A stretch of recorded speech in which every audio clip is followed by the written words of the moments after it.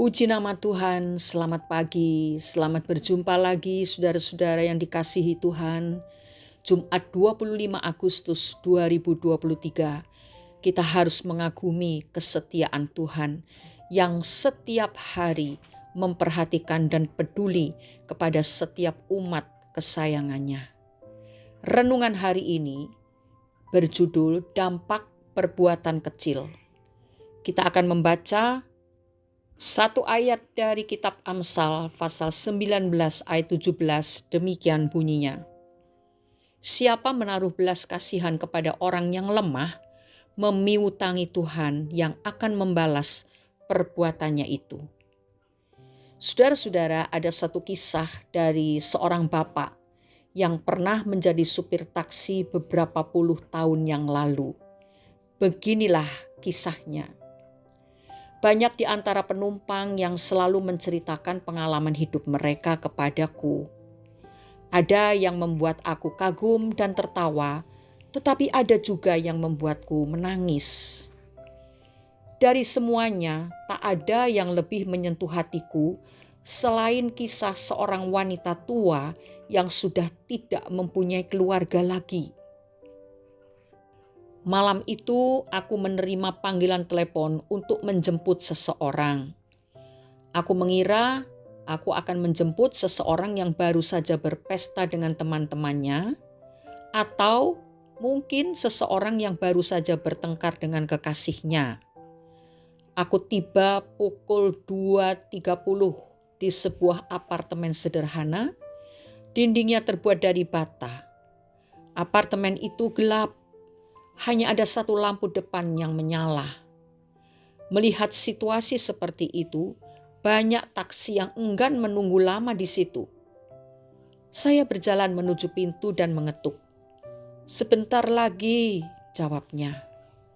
Sebuah suara serak, suara wanita tua.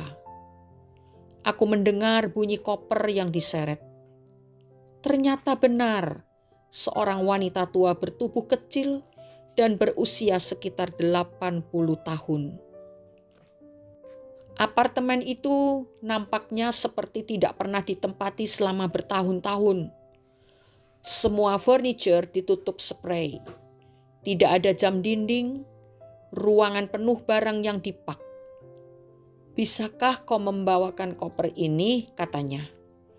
Setelah memasukkan koper ke taksi, aku kembali menjemputnya. Kugandeng tangannya dan berjalan perlahan ke taksi. Ia sangat berterima kasih atas kebaikanku.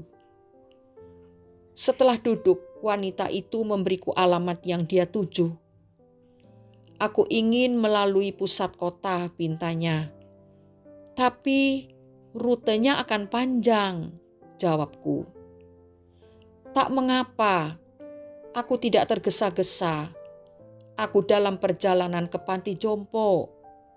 Aku tidak punya keluarga, dan dokter mengatakan bahwa usiaku tidak akan lama lagi," jawab wanita tua itu. Dari kaca spion, aku melihat matanya berkaca-kaca.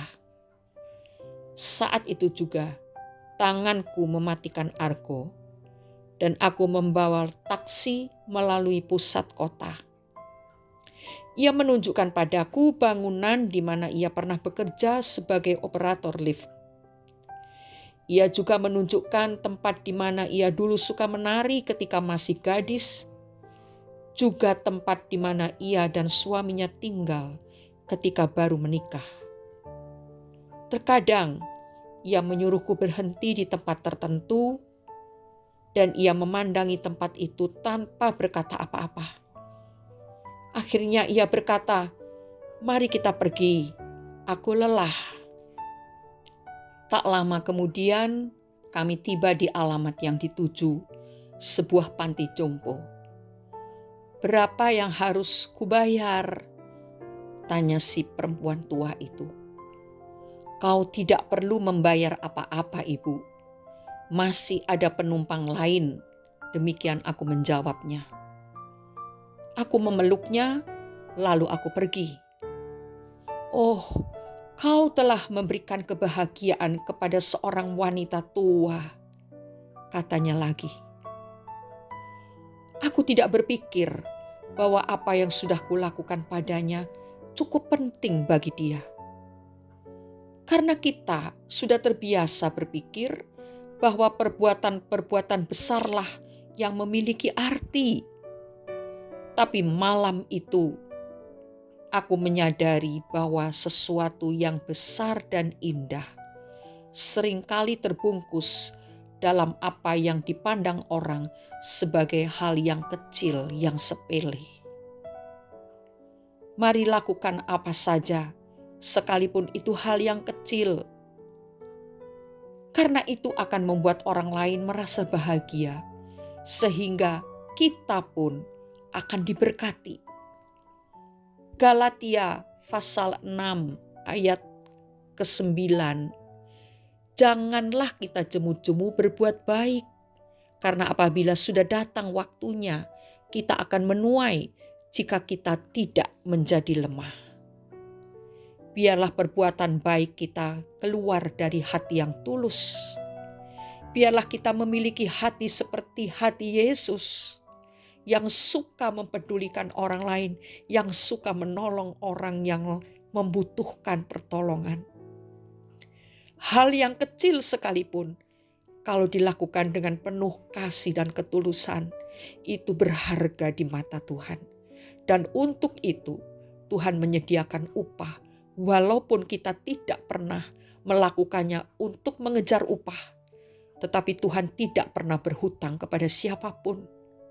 Karena itu marilah saudara, kita menjadi orang Kristen, anak-anak kerajaan yang semakin menunjukkan kualitas atau karakter sebagai anak-anak raja di atas segala raja. Mari kita berdoa. Bapa di surga, Bapa yang sangat baik, di dalam nama Tuhan Yesus Kristus, sungguh kami bangga memiliki Bapa seperti Engkau yang mempedulikan kami, yang mendidik kami hari demi hari, dan membentuk kami supaya menjadi serupa dengan gambaran anaknya, yaitu Yesus Kristus.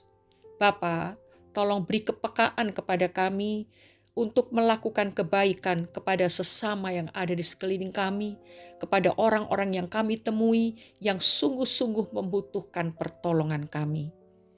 Biarlah siapa saja yang bertemu dengan kami akan selalu diberkati lewat hidup kami ini.